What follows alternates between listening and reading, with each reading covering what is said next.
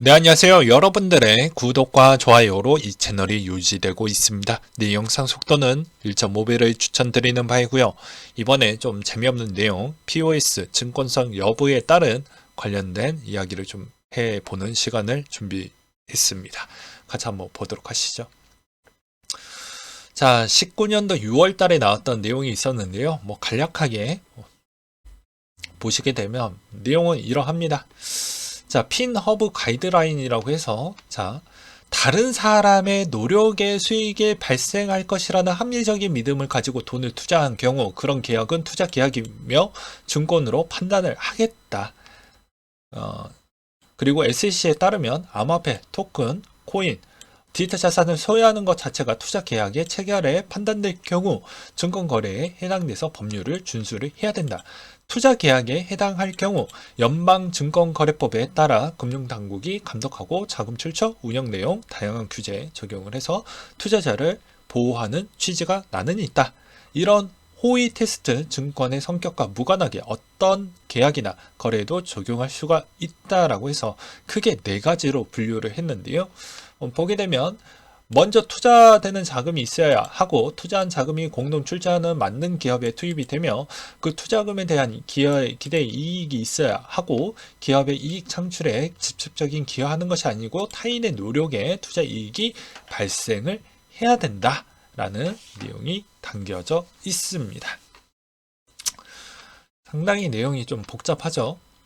그래서 여기에서도 보시다시피 이더리움이 이제 POS로 가면서 상당히 이제 내년부터 증권성 여부에 대해서 계속해서 부닥칠 것 같은데 여기에서 간단하게 일단 5가지로 분류를 해놨던 내용들이 있어요.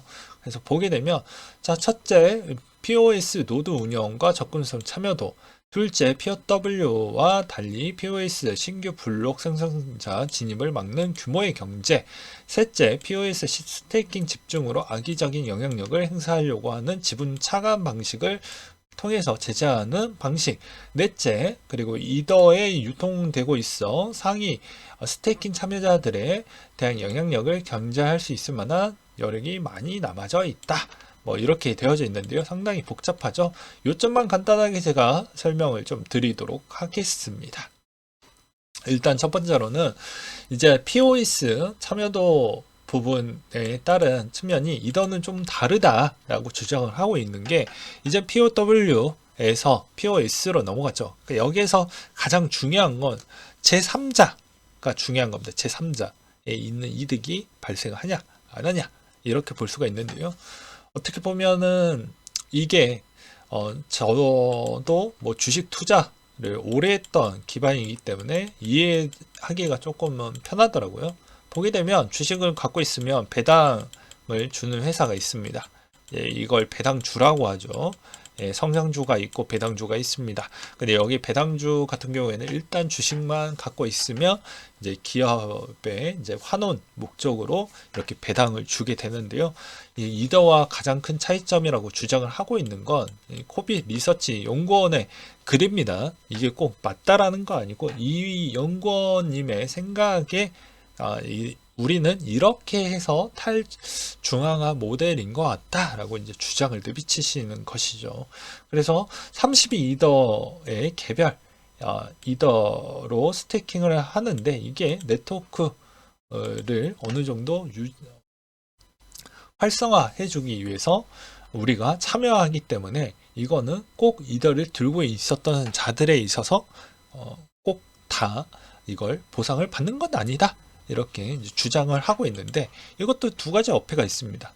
네, 이게 이더에 있는 네트워크 노드를 검증하기 위한 측면도 있겠지만 거래소에서 그냥 스테이킹을 하려고 하는 그런 목적성 부분은 그럼 어떻게 분류를 할 것이냐, 이것도 좀 말장난의 어폐가 좀 있죠.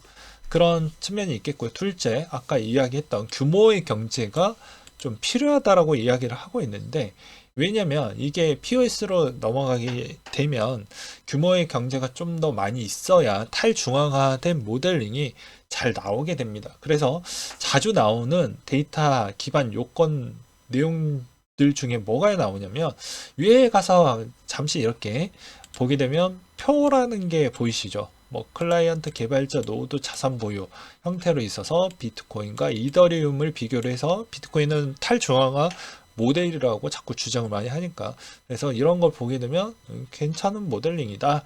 그거에 비교를 해봤을 때 거의 비슷한 모델링이 나오고 있다. 이렇게 이제 주장을 나오고 있는 실정입니다. 그래서 이제 둘째도 마찬가지로 규모의 경제가 좀 커지고 그렇게 되었을 때는 어차피 이더리움 자체가 플랫폼이기 때문에 플랫폼을 이용을 하는 자들에 따른 영향성이 계속해서 커지게 되면 그게 생각보다 이게 어떻게 보면 집중화된 모델링이 아니지 않겠냐. 그리고 여기서도 지니 개수, 나카모토 개수를 돌려보았을 때도 생각보다 탈중앙화된 모델링에 거의 좀 유사하다라고 이제 주장을 내비치고 있는데 저는 이제 계속 주장하는 게 장점에 따른 코빗 연구원님의 의견은 다 존중합니다. 저도 이 말에 동의를 하는 바이고요. 근데 꼭 좋은 것만 제가 보여드리려고 하는 건 사기라고 이야기를 했죠. 그렇기 때문에 저는 단점적인 부분을 좀 더 이야기를 드리려고 하는 겁니다. 제가 부정적인 생각을 갖고 있는 게 아니고요. 다소 아쉬운 단점은 무엇이라고 볼 수가 있냐면 이더리움이 계속 개발 과정에 있었을 때 정말 탈중앙한 모델링이 계속해서 유지가 갈 수 있는 그런 상황이 이상적으로는 그렇게 갈 수는 있겠지만 현실에서 계속해서 업그레이드가 될 때마다 그게 지금에 있는 데이터를 뽑았을 때는 그럴 수는 있겠지만 나중에도 그렇게 안 될 확률도 매우 높기 때문에 그건 좀 고민을 해볼 필요성이 있지 않을까라고 저는 생각이 들더라고요. 그래서 이게 꼭 맞지는 않을 것 같다. 뭐 이런 생각이 좀 들었고요. 그 다음으로 세 번째 내용을 보게 되면 자 여기에서도 이제 집중화 형태로 스테이킹 집중화 형태로 악의적으로 공격하려고 하는 대상들을 어떻게 견제를 할 거냐라는 내용인데요. 이걸 이제 특정 검증자를 악의적인 트랜잭션을 승인할 경우 거기에 페널티를 주는 지분 차감 방식의 페널티를 한다라고 하는데 제가 이 세 번째 내용은 좀 이해가 잘 안 되는 게 어떠한 모델링을 기준으로 해서 이걸 악의적이다, 악의적이지 않다, 이걸 어떻게 색출을 할 수 있는지 그 세부 사항에 따른 조건부를 좀 보고 싶었는데 그걸 아직 보지 못했다라는 게 좀 아쉬웠고요. 그 다음에 또 다른 부분은 무엇이냐면 자, 어떠한 거버넌스 투표를 붙일 때 순기능과 역기능이 동시에 걸린다고 했어요. 누구는 창성파, 누구는 반대파. 둘 다 맞는 이야기인 겁니다. 근데 이게 반대를 죽이기 위해서 모델링을 했었을 때 이게 다 나쁘다라고 볼 수가 있겠냐라고 보기에는 또 어려울 수가 있다라는 것이죠. 약간의 이것도 좀 어폐가 있다라고 볼 수가 있겠고요. 네 번째를 보게 되면 자, 시장에 충분한 이더 유통량이 나오고 있기 때문에 상위 스테이킹 참여자들에 따른 견제가 충분히 가능하다라고 주장을 내비치고 있습니다. 그냥 간단하게 이야기를 하게 되면. 근데 이것도 어떻게 보면 맞을 수도 있고 아닐 수도 있죠. 이게 세 번째와 네 번째 간에 있는 좀 연결되어져 있는 내용이라고 볼 수가 있는데 글쎄요. 네, 제가 되게 아직은 데이터가 좀 부족해서 이 정도까지밖에 생각을 못 할 수도 있겠지만 아직은 글쎄라고 보는 게 맞지 않을까 싶네요. 네. 왜 제가 글쎄라고 이야기를 했냐면 이건 되게 순수 전통파에 따른 이론적 해석으로밖에 저는 보이지 않았기 때문입니다. 왜냐하면 전체 공급량의 약 9% 정도밖에 불과 안 되니까 시장의 유통량이 많으니 그렇게 해석을 해볼 수가 있겠지만 겉과 속은 다르죠. 지분에 있었을 때 내가 9%에 있는 비중으로 가지고 여러 가지 나에 있는 세력 커뮤니티 풀에서 나에 있는 장악력에 있는 파워풀을 제시를 하거나 나에 있는 시장의 영향력을 행사할 수 있을 만한 SNS 같은 게 너무 잘 되어져 있기 때문에 그런 쪽으로 결집할 수 있는 능력이 일단 나의 힘을 작용을 할 수가 있다라는 것이죠. 그러니까 내가 고래인데 나 이런 행동할 거야 라고 하면 결집이 잘 되지 않겠습니까? 돈 많이 들고 있는 내 말 한마디에 지금 보게 되면 머스크 형이 도지 좋아요 하니까 급등하듯이 말이죠. 그런 점이 어떻게 보면 전체 그냥 수치화된 총 유통량 대비로만 보았을 때는 그렇게 볼 수도 있겠지만, 이게 꼭 전체 유통량 대비로 보았을 때 전체 비중이 저 정도밖에 안 되니 그렇게 본다라고 보기에도 어렵겠거니와, 그 다음에 이분들이 생각하고 있는 물량이 다 뭐 어떻게 보면 고래도 등급이 있죠. 상위, 중급, 하위 등급이 있습니다. 그러면 상위와 중급에 있는 고래들이 계속 결집을 해가지고 하위에 했었을 경우에는 또 다른 결과물이 나올 수도 있다는 것이죠. 그래서 이론과 현실은 조금 괴리가 있다. 그리고 또 어떻게 보면 커스터디, 요즘 커스터디 은행을 하려고 준비를 했던 은행들이 꽤 많이 있기 때문에 그 스탁된 거래소와 또 결탁을 해가지고 내 지분을 최대한 많이 끄집어오는 이런 형태는 거의 주식과 좀 많은 비슷한 형태로 또 쓰일 수가 있기 때문에 다양한 관점으로 좀 봐야 되지 않겠냐라고 생각이 들기도 했습니다. 그래서 종합적으로 보게 되면 이게 상당히 중요한 게, 게리 겐슬러 의장은 어떠한 생각을 갖고 있고 어떻게 분류를 할 거냐, 기초 분류 사항에 따른 내용이 아직도 되게 단순화된 형태로만 보고 있기 때문에 우리가 아직 알 길이 일단 없다. 그렇기 때문에 이 내용에 있는 보고서만으로 아직은 이더를 POS로 보기에는 좀 애매한 부분이 있다라고 저는 생각이 듭니다. 그냥 쉽게 내용을 다 읽어보면 제가 느끼는 바를 명확하게 설명을 드릴게요.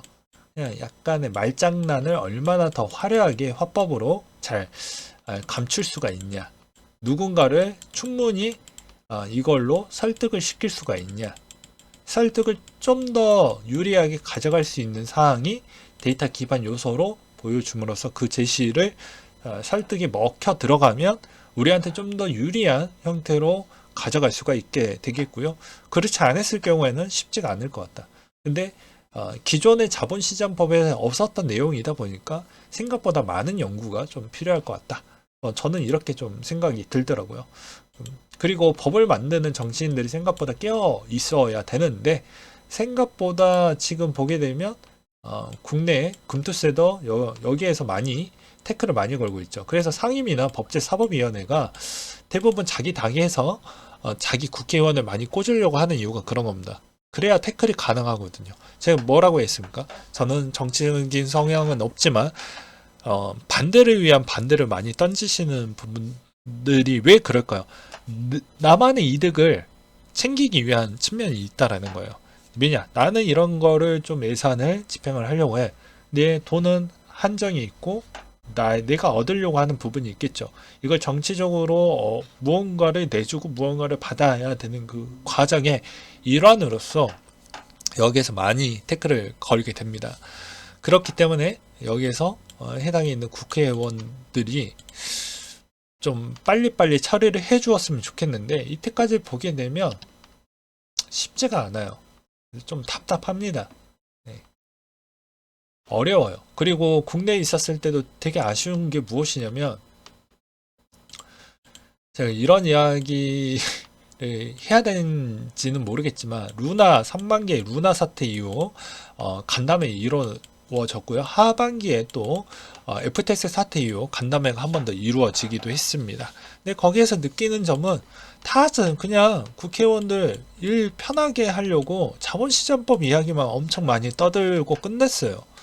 그러니까 새로운 법안을 본인들이 만들 생각은 전혀 없고, 해당 보고서 부분도, 금융기관 보고서도 다 해외에서 나올 때까지 기다리고 있다라고 생각을 많이 하고 있습니다. 자체적으로 뭐 보고서 내놓았던 부분은 국내 거래소 빼놓고, 또는 뭐 리서치 전문기관 빼놓고는 나온 게 없습니다. 공공기관 부분도 자체적인 해석이라는 게 없어요. 그래서 그냥 어떻게 보면 무임승차하려고 약간 뭐 개정해가지고 쓰려고 하는 그런 생각을 많이 갖고 있는 것 같습니다. 주도적인 게 없어요. 그렇기 때문에 국회의원 정말 일편이한다라고 저는 생각이 들거든요. 네, 저는 그렇게 싸잡아서 보고 싶습니다. 왜냐면 지난 우리가 17년도 때부터 비트코인 이슈화가 많이 되면서 국회의원이 이때까지 해왔던 행동들을 보게 되면 전체 코인 시장에 뭐 더 좋게 해주었던 국회의원이 단 한 명이라도 있습니까? 없잖아요. 그게 누가 됐든 간에. 예. 그래서 제가 이런 아쉬움을 표출을 많이 하는 겁니다. 해외는 그나마 좀 괜찮은 게 사회적 파장, 이 전체 시장이 매우 많이 커졌기 때문에 사회적 파장까지 고려를 해서 생각보다 많은